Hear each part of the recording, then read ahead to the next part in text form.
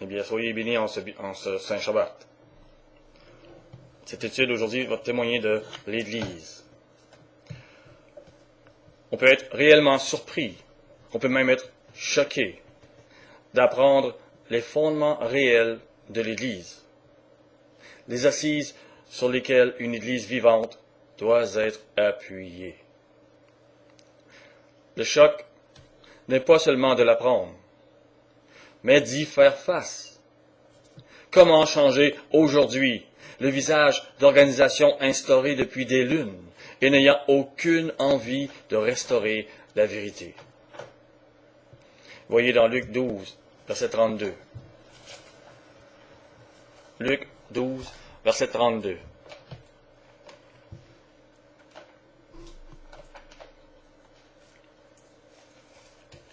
Seigneur nous parle. Et il parle à un petit peuple, un petit troupeau qui se reconnaît dans le monde. Il dit, ne crains point, petit troupeau, car votre Père a trouvé bon de vous donner le royaume, là où vous êtes. Le Seigneur, notre Maître, ne changera pas les grandes organisations comme il n'a pas changé celles des pharisiens et des sadducéens. Mais il témoigne et enseigne aujourd'hui à son petit troupeau réparti sur la surface de la terre. Et son message, son petit troupeau le reconnaît. Sa voix, son petit troupeau la reconnaît et il le suit.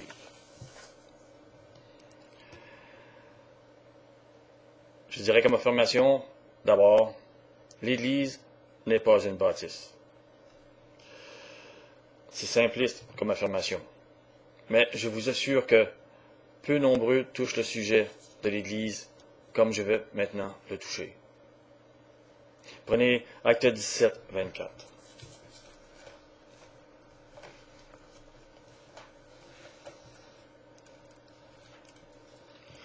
Prenez patience et voyez réellement ce que doit être l'Église vivante du Seigneur.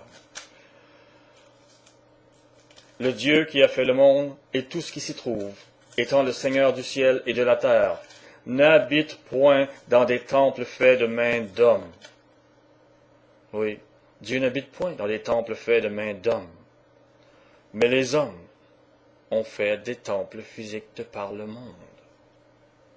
Et pourtant Dieu n'habite pas ces temples. Prenez 1 Corinthiens 3, 16.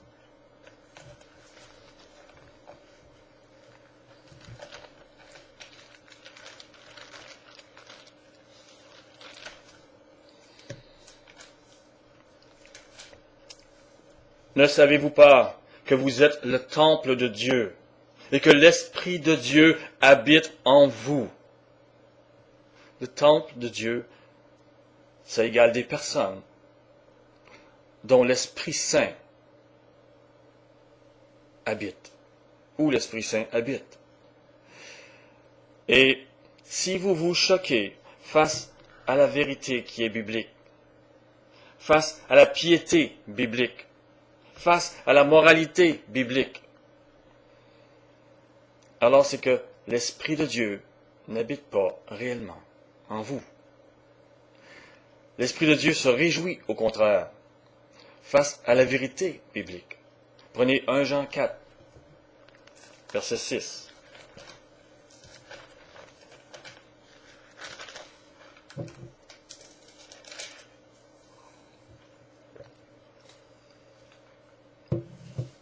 Au verset 5, il parle des gens qui ne se réjouissent pas de la Bible.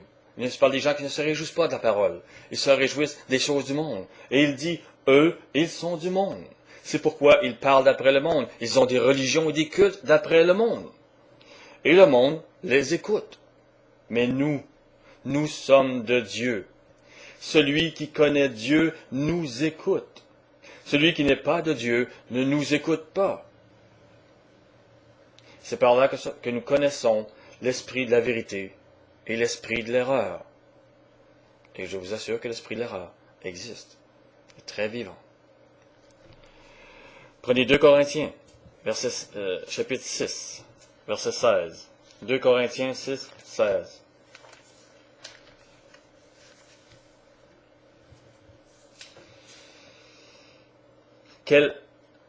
quel rapport y a-t-il entre le temple de Dieu et les idoles? Nous avons vu que le temple de Dieu, c'est nous, là où l'Esprit de Dieu habite. Et les idoles sont du monde. Ils appartiennent, Satan amène des cultes dans le monde. Ils appartiennent à nos sociétés. Ils n'appartiennent pas à l'Église de Dieu, à ceux qui sont vivants avec Dieu, qui se sont repentis et qui ont marché avec la piété de Dieu. Aussi, car nous sommes le temple du Dieu vivant. Comme Dieu l'a dit, j'habiterai et je marcherai au milieu d'eux. Je serai leur Dieu et ils seront mon peuple. Mais Dieu exige que nous ne marchions pas dans l'impiété de ce monde. Sinon, il ne marchera pas avec nous. Comme à un moment donné, il avait dit à Israël, je ne serai pas parmi vous parce que vous allez mourir. Je vais être devant vous, mais je ne peux, vous êtes trop impurs, trop impies pour que je vive avec vous. Et il y a un problème avec l'Église. Prenez Matthieu 18, verset 20.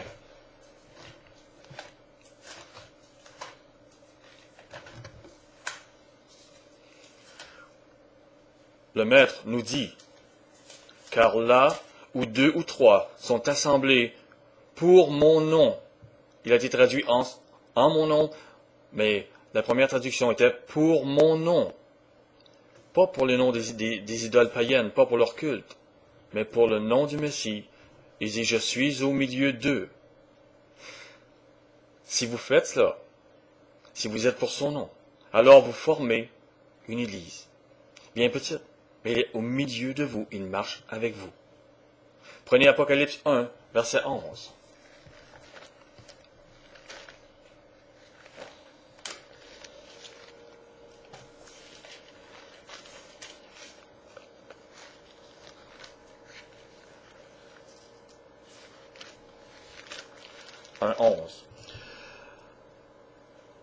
Ce que tu vois, écris-le dans un livre et envoie-le aux 7 églises, à Éphèse, à Smyrne, à Pergame, à Thyatire, à Sardes, à Philadelphie et à Laodicée.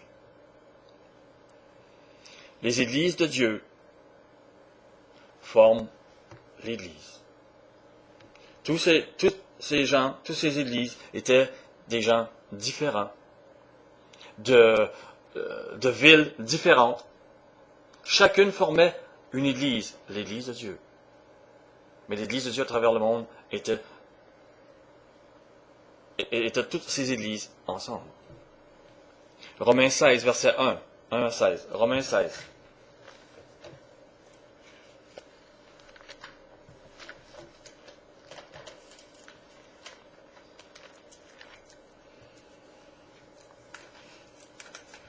Romains 16, verset 1. Je vous recommande Phobé, notre sœur, qui est diaconesse de l'église de Sancré, afin que vous la receviez en notre Seigneur d'une manière digne des saints, digne de ceux qui ont cessé de transgresser la loi et qui ont cessé de pécher, et que vous l'assistiez dans les choses où elle aurait besoin de vous, car elle en a aidé beaucoup, ainsi que moi-même. Saluez Prisca et Aquilas, mes compagnons d'œuvre dans le Messie Yeshua, qui ont exposé leur tête pour sauver ma vie. Ce n'est pas moi seul qui leur rend grâce, ce sont encore toutes les églises des païens. Saluez aussi l'église qui est dans leur maison. Prenez le verset 10. Saluez Apelles, qui est éprouvé dans le Messie. Saluez ceux de la maison d'Aristobule. Saluez Hérodion, mon parent. Saluez ceux de la maison de Narcisse qui sont dans le Seigneur. Remarquez au verset 5 comment Paul salue l'église qui est dans la maison de Prisca et Aquilas. Et qu'il salue aussi au verset 10 et au verset 11 ceux de la maison d'Aristobule, ceux de la maison de Narcisse. Au verset 16, Paul leur dit que les églises du Messie les saluent. On peut très bien supposer que ce sont aussi des églises maisons. Remarquez comment au verset 1 et 2, on voit Phobé, diaconesse, qui a été appelée à voyager. Et peut-être simplement dans quelques villes voisines. On ne sait pas au juste. Mais on peut voir Paul demander aux églises maisons de la recevoir. Prenez Colossiens 4,15.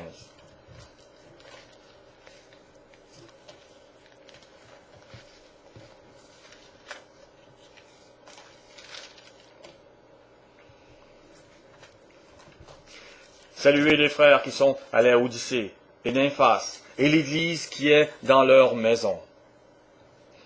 Maintenant, 1 Corinthiens 16, verset 19.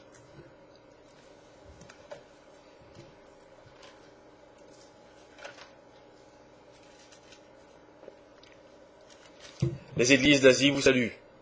Aquilas et Priscille, avec l'Église qui est dans leur maison, vous saluent beaucoup dans le Seigneur. Prenez Acte 20, verset 20.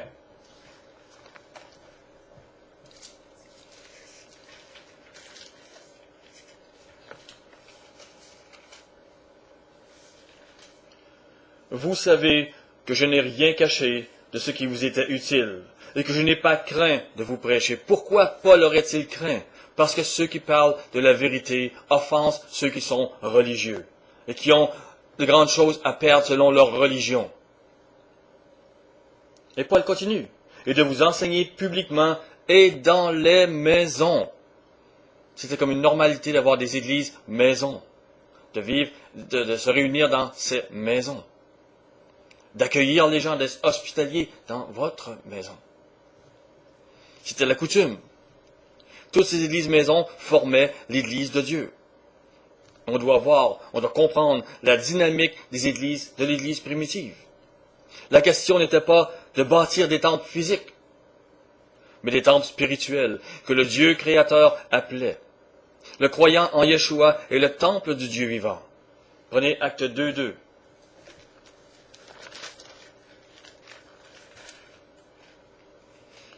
Au verset 1, acte 2, 1, il dit « Le jour de la Pentecôte, ils étaient tous ensemble dans le même lieu.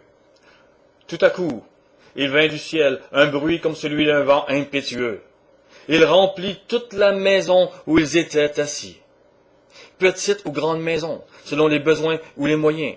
Location de salle, selon le jugement des anciens de l'Église, selon les offrandes et selon la porte que Dieu ouvre. » Prenez Luc 22, verset 10. L'Église était habituée à ça.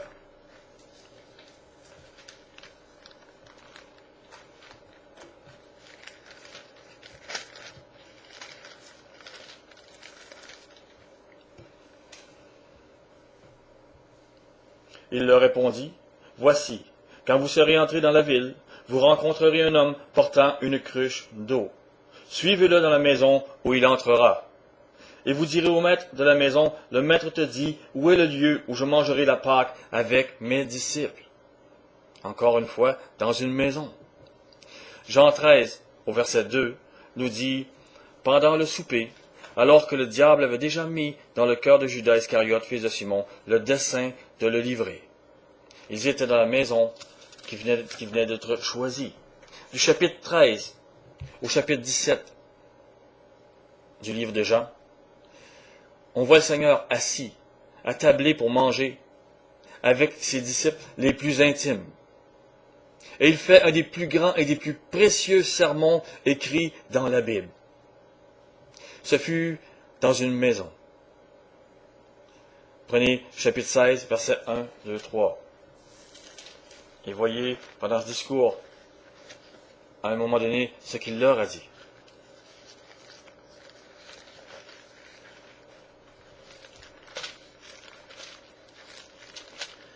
Je vous ai dit ces choses, afin que ne soit pas pour vous une occasion de chute. Ils vous excluront des synagogues, et même l'heure vient où quiconque vous fera mourir croira rendre un culte à Dieu. Je vous ai dit ces choses. Prenez Jean 15, verset 18. Gardez le Jean 16. Mais Jean 15, verset 18 dit, « Si le monde vous hait, sachez qu'il m'a haï avant vous.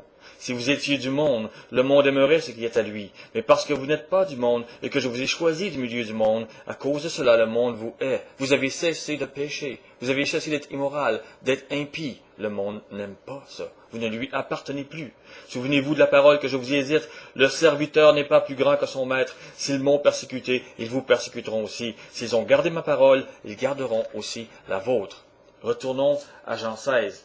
Le Seigneur dit, je vous ai dit ces choses. Et voilà, quand il leur dit, je vous exclurai, il exclura des synagogues, il leur vient, quiconque vous fera mourir, rendre un culte à Dieu, ce sont à des gens religieux qu'il parle. Ces gens croient sans doute à l'Ancien Testament, au Nouveau, à la parole de Dieu. et vous les offensez. Et aujourd'hui, on dirait qu'ils vous excluent des centres chrétiens, parce qu'ils n'ont connu ni le Père ni moi. La majorité rejettera la vérité que vous porterez. Voilà ce que le Messie a dit à ses disciples, et vous dit aujourd'hui si vous portez la vérité. Avant que l'apôtre Jean meure, il a vu cette parole se réaliser. Prenez 3 Jean 9. Ils vous excluront des synagogues. Ils croiront rendre un culte à Dieu en vous chassant. Et vous verrez pourquoi.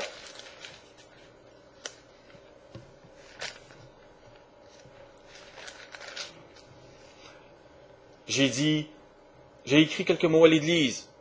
L'apôtre Jean, dans sa vieillesse, a écrit, il ne pouvait pas aller. Mais Diotrephe, qui aime à être le premier parmi eux, ne nous reçoit point. Remarquez, ne nous reçoit point, suppose que l'apôtre Jean envoie des serviteurs de Dieu pour témoigner de la vérité. Et Diotrephe a pris la première place, l'autorité dans l'Église.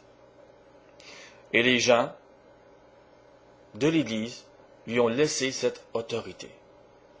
Pourquoi? On le voit dans Jude au verset 4. Car il s'est glissé parmi vous certains hommes dont la condamnation est écrite depuis longtemps, des impies. Diotrephe était un impie qui dominait dans l'Église. Et l'Église préférait vivre dans cette impiété au nom du Seigneur et chasser la vérité que d'accepter ceux qui parlaient vraiment de la parole de Dieu. Aussi, c'est pourquoi, si je vais, dit-il au verset 10, je rappellerai les actes qu'il commet en tenant contre nous de méchants propos. Non content de cela, il ne reçoit pas les frères, et ceux qui voudraient le faire, il les en empêche et les chasse de l'Église. Voilà la parole qui se réalisait que le Seigneur avait dite. Voilà que Jean, déjà avant sa mort, voyait ces choses se réaliser. L'Église apostate prenait place. C'est cette Église visible qui a pris place et qui domine depuis longtemps. C'est cette Église que nous voyons partout. La hiérarchie que nous connaissons aujourd'hui dans les églises visibles de ce monde ne concorde en rien avec ce que Paul établissait parmi les païens messianiques, les croyants en Yeshua. Et que les passages de la Bible puissent mettre la lumière sur ce sujet si important. Sachez que Diotrephe a pris la première place dans son Église. Il était devenu le grand pasteur de l'Église, titre qui n'appartient qu'au Messie. Prenez Hébreux 13, verset 20. Seul le Messie est le grand pasteur de l'Église.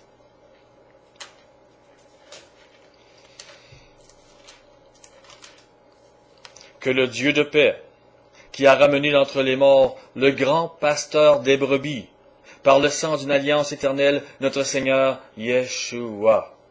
Ce n'est pas Diotrephe, ce n'est pas un autre, ce n'est pas un dirigeant. 1 Pierre 2, 25 nous dit, « Car vous étiez comme des brebis errantes, mais maintenant vous êtes retournés vers le pasteur et le gardien de vos âmes. » Ce n'est pas un homme, c'est le Messie, c'est le Maître. 1 Pierre 5, 4 nous dit, « Et lorsque le souverain pasteur paraîtra, vous obtiendrez la couronne incorruptible de la gloire. » Encore une fois, ce n'est pas les enseignants, les hommes, ce n'est pas Diotrephe qui va apparaître, c'est le Messie, c'est Yeshua. Pour désigner les hommes, il est employé le mot pasteur une seule fois, en Éphésiens 4, 11,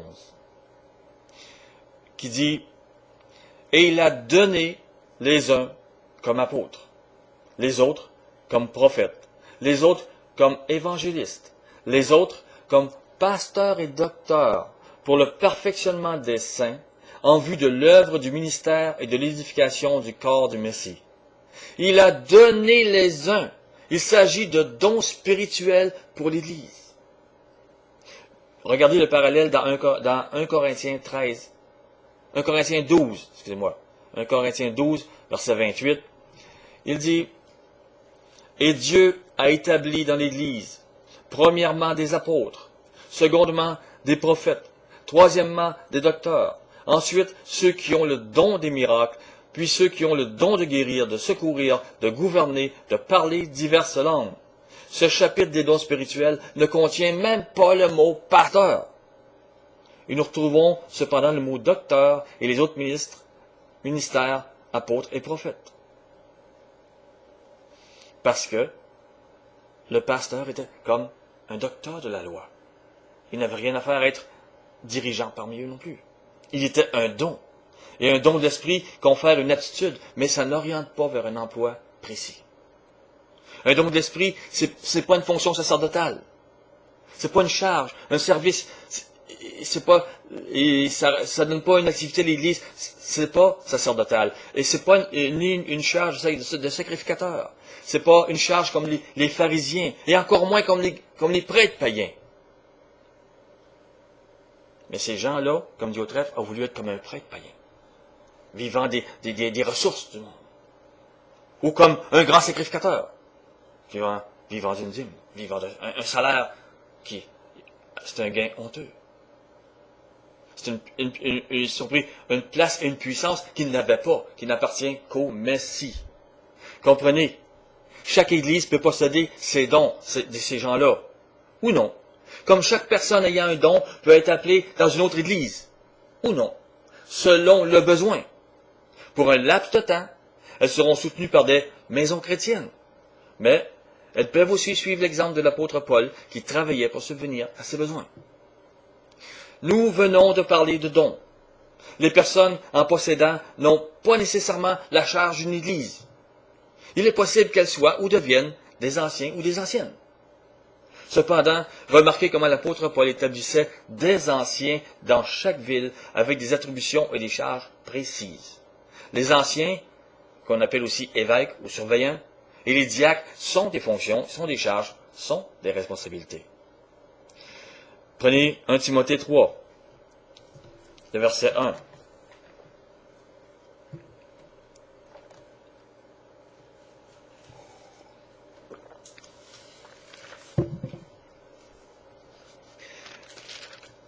Il dit, « Cette parole est certaine.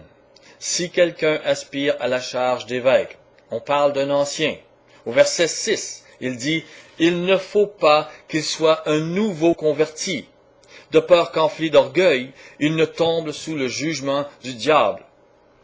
Il ne doit pas être un tout jeune frais sorti des études théologiques. » Cette façon de former des dirigeants aujourd'hui n'est pas scripturaire.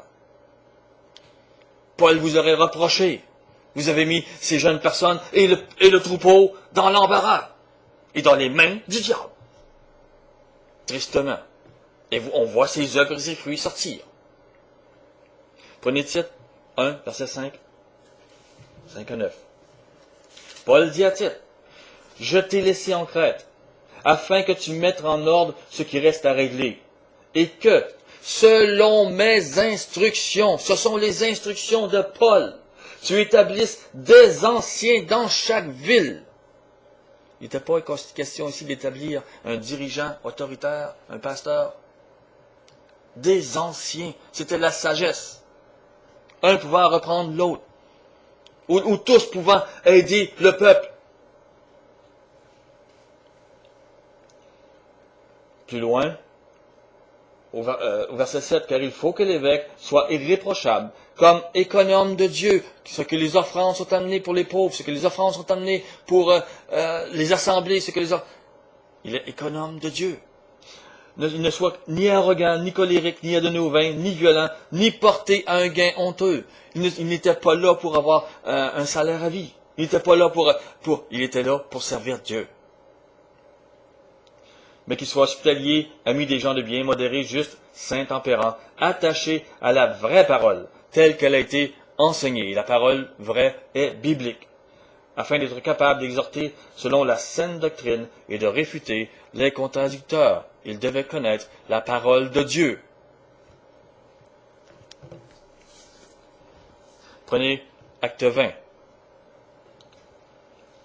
verset 17.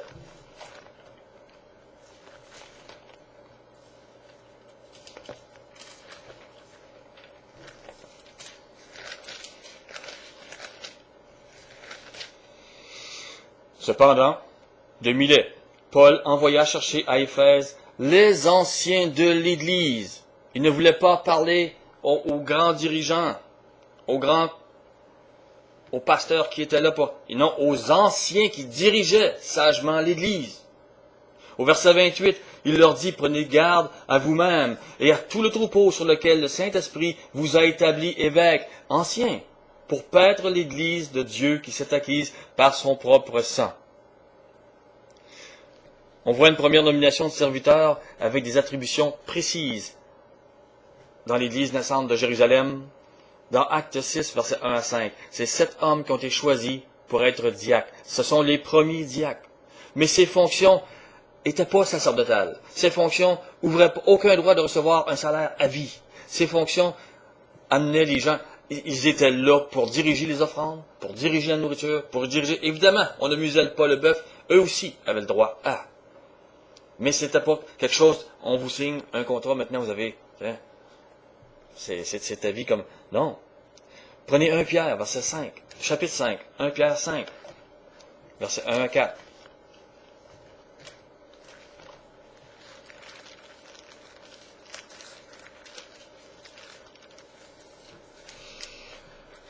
Pierre dit, « Voici les exhortations que j'adresse aux anciens qui sont parmi vous. » Il ne parle pas à un dirigeant. Mais dans chaque église, il y a des anciens. Ils sont là pour être des modèles. Ils sont même pas là pour dominer férocement. Mais ils sont là pour être des modèles. Et pour diriger le peuple. Anciens qui sont parmi vous, moi ancien comme eux, témoins des souffrances du Messie et participants de la gloire qui doit être manifestée. Paissez le troupeau de Dieu qui est sous votre garde, non par contrainte, mais volontairement, selon Dieu, non pour un gain sordide, ne croyez pas avoir un salaire à vie, mais avec dévouement, non comme dominant sur ceux qui vous sont échus en partage, mais en étant les modèles du troupeau. Et lorsque le souverain berger paraîtra, vous obtiendrez la couronne incorruptible de la gloire. Pierre parlait de la même façon de diriger l'Église, d'être dirigé que Paul parlait. Pierre parlait aux Juifs, plus spécifiquement. Paul parlait au peuple païen, plus spécifiquement. Mais l'Église était de la même façon enlignée.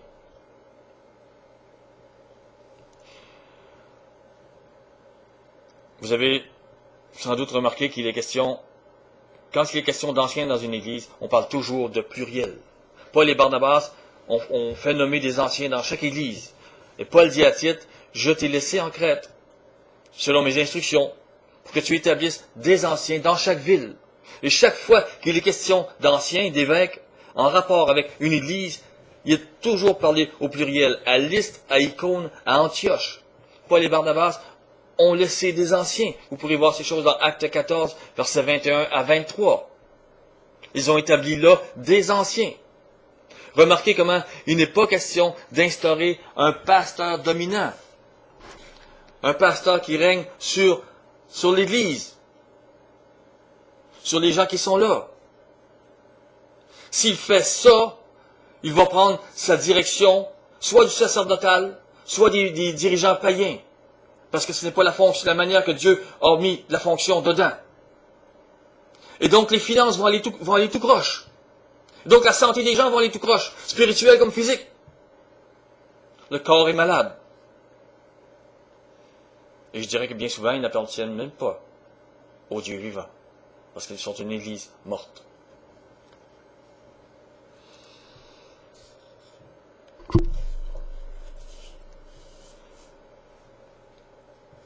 L'église qui devrait exister vraiment a un pasteur dominant qui est Yeshua, qu'on nomme Jésus. Et à l'intérieur, ils ont des anciens qui sont inspirés, qui ont du vécu avec le Seigneur. Ils ne s'attendent pas à avoir une grosse domination. La domination est là. Et s'il y a un ancien qui prend la place du Seigneur, il va écraser les autres anciens, il va les chasser de l'Église. Parce que lui, il est rendu dans le mensonge. C'est maintenant ce qui se passe. C'est ce que les dominations ont fait. C'est ce qu'ils font. C'est ce que les écoles théologiques ont fait depuis longtemps. Et on appelle piété ce qui n'est pas piété. Et on rejette ce qui est piété vraiment véritable. Dans un sens, on rejette l'autorité du Seigneur sur nos églises. Et ce qui devrait être un don, apôtre, docteur de la loi, ça devient une lourde charge et un malheur pour plusieurs qui cherchent la vérité. En considérant les textes ayant un rapport avec les fonctions et les charges incombant aux anciens et aux diacres, il n'apparaît pas du tout que le pasteur soit une fonction spécifique, ou un grade, ou une position hiérarchique. Maintenant, vous n'êtes pas obligé d'appeler maintenant pasteur. Il y en a qui s'appellent apôtre, il y en a qui s'appellent évangéliste. S'ils font la même fonction, c'est le même problème. OK? C'est pas une question de nom.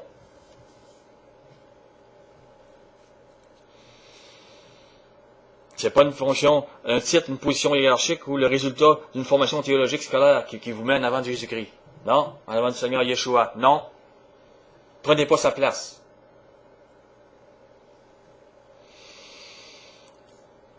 Un pasteur ou un docteur de la loi peut être une vocation. Mais c'est pas un métier ni une situation professionnelle qui vous apporte un salaire, qui vous apporte quelque chose à vivre. Prenez 1 Timothée 5, verset 17, s'il vous plaît.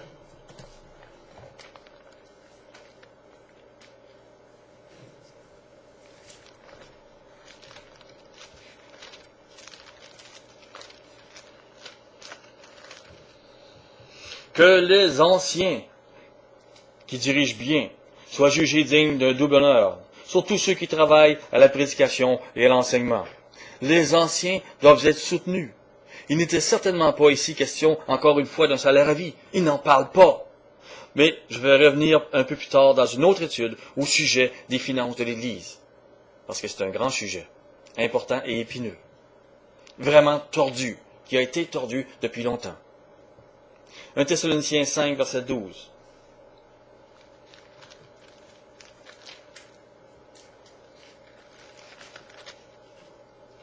« 12 et 13. Nous vous prions, frères, d'avoir de la considération pour ceux qui travaillent parmi vous, qui vous dirigent dans le Seigneur et qui vous exhortent. Ce sont les anciens parmi vous. Ayez pour eux beaucoup d'affection à cause de leur œuvre. Ils ne parlent pas ici ni de pasteurs, ni de gens qui sont... Non, ils parlent des anciens qui dirigent chaque Église. Le docteur de la loi ou le pasteur est comme un don qui se promène d'une Église à l'autre. Ou qui va vivre parmi vous. Mais ce n'est pas un métier comme ça. C'est un don. Des hommes comme Diotrephe ont tordu le sens des paroles bibliques, ont bâti des temples physiques et créé de grandes écoles théologiques. Prenez 1 Timothée 6, verset 3.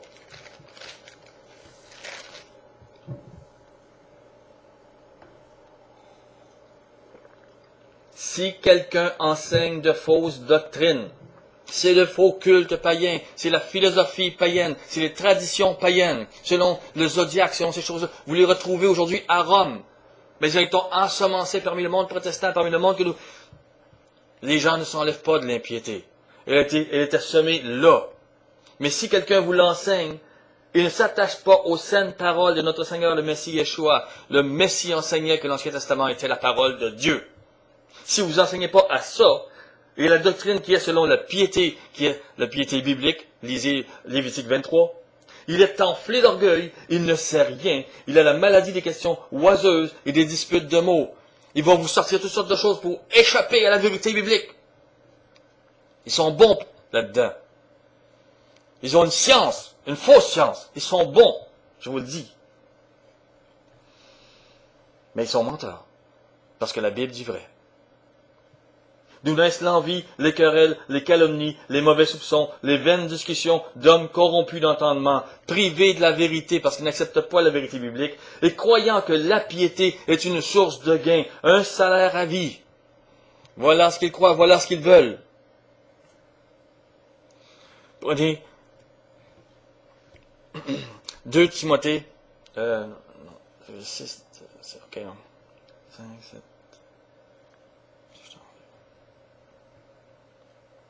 OK. Oui, 2 Thessaloniciens 3, verset 7.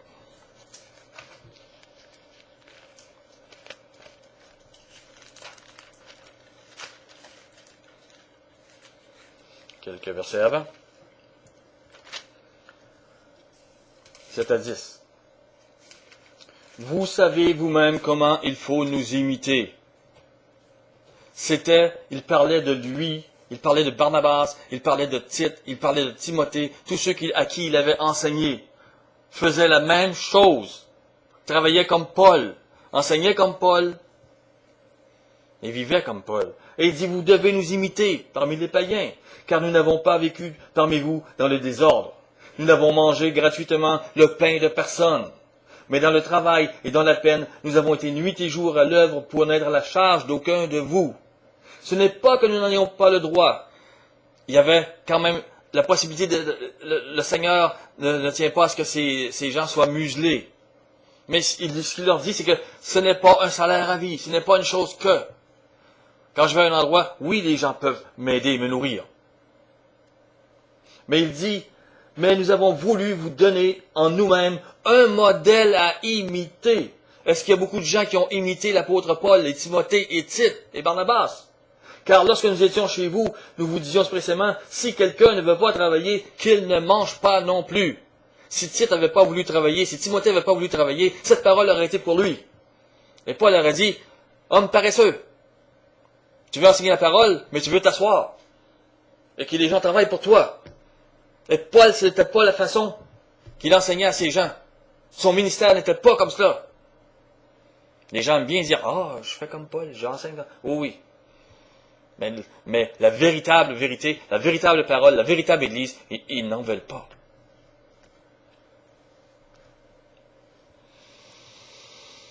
Les descendants spirituels de Diotrephe ont toujours cru que la piété était une source de salaire. Et ils font vivre des temples physiques et leurs sacrificateurs. Mais l'Église n'est pas une bâtisse. Et la vérité ne se lie pas avec l'impiété de ce monde. Prenez 1 Timothée 6, verset 10.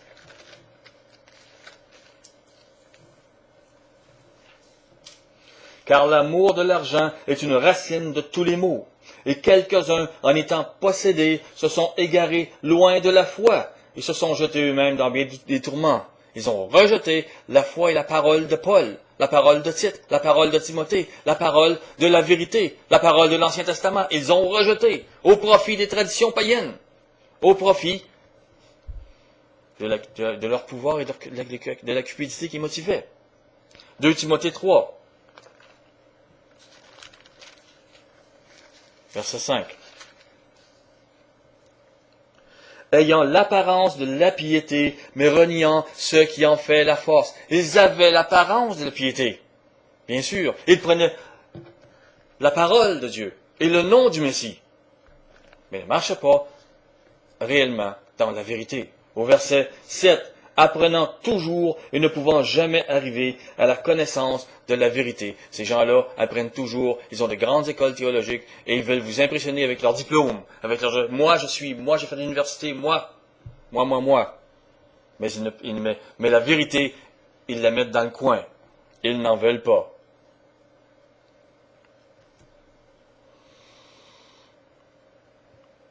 L'Église est esprit. Elle n'habite pas que les temples humains qui sont sanctifiés. Prenez 1 Corinthiens 3, verset 9.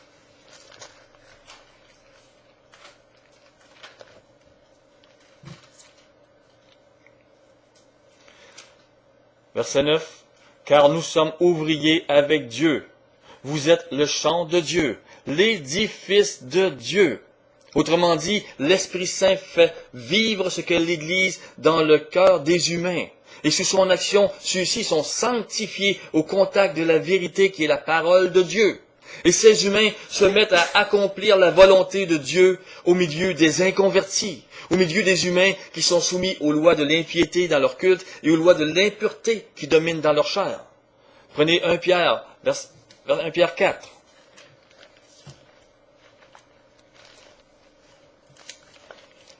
1 Pierre 4, verset 3.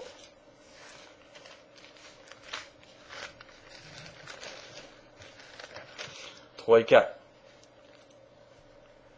C'est assez, en effet, d'avoir dans le temps passé accompli la volonté des païens, En marchant dans le dérèglement, les convoitises, l'ivrognerie, les orgies, il brisait les lois saintes de Dieu sur la morale. Et les idolâtries criminelles, il brisait la loi de la piété. Les idolâtries criminelles n'étaient pas parce qu'il tuait des gens, mais c'est parce qu'il faisait mourir les gens spirituellement.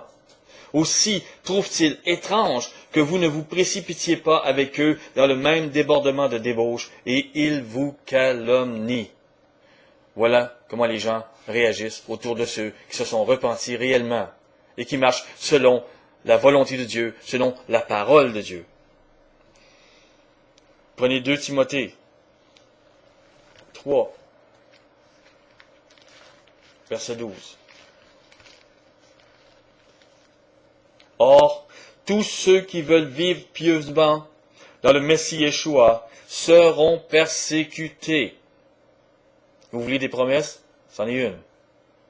Vous voulez la vie éternelle? Vous devez passer par cette promesse aussi. Vous devez porter l'opprobre du Messie. Il portait la vérité, vous devez porter la vérité. Éphésiens 5, verset 8.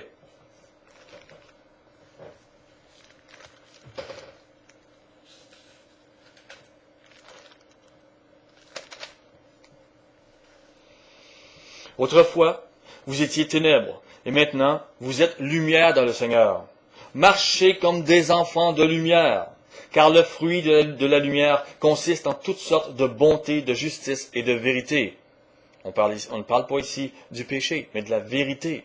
Examinez ce qui est agréable au Seigneur, et ne prenez point part aux œuvres infructueuses des ténèbres, mais plutôt condamnez-les, car il est honteux de dire ce qu'ils font en secret. Mais tout ce qui est réprouvé apparaît en pleine lumière. Car tout ce qui est ainsi manifesté est lumière. C'est pour cela qu'il est dit, réveille-toi, toi qui dors, réveille-toi d'entre les morts, et le Messie t'éclairera. Que l'Église soit éclairée aujourd'hui. Que le Messie éclaire son troupeau. Prenez Romains 12, verset 2. L'Église, c'est la maison spirituelle. Voyez l'action de la maison spirituelle. Romains 12, 2 nous dit, ne vous conformez pas au siècle présent. La véritable Église ne se conforme pas à l'impiété et à l'immoralité de ce monde. Mais soyez transformés par le renouvellement de l'intelligence, afin que vous discerniez quelle est la volonté de Dieu, ce qui est bon, agréable et parfait. Ce qui est bon et agréable à Dieu, ce qui est parfait et sans péché, sans transgression de la loi de la piété et de la moralité. Impossible autrement. Verset 6. Puisque nous avons des dons différents, selon la grâce qui nous a été accordée, que celui qui a le don de prophétie l'exerce en proportion de la foi, qu'il n'aille pas plus loin que ce que Dieu lui donne, qu'il ne veuille pas tirer une gloire de ces choses, mais qu'il donne là où il doit être placé, la parole que Dieu lui a donnée. Que celui qui est attaché au ministère s'attache à son ministère, qu'il ne veuille pas la place du Seigneur, mais qu'il prenne la place que Dieu lui donne. Que celui qui s'attache à son enseignement, que celui qui enseigne s'attache à son enseignement.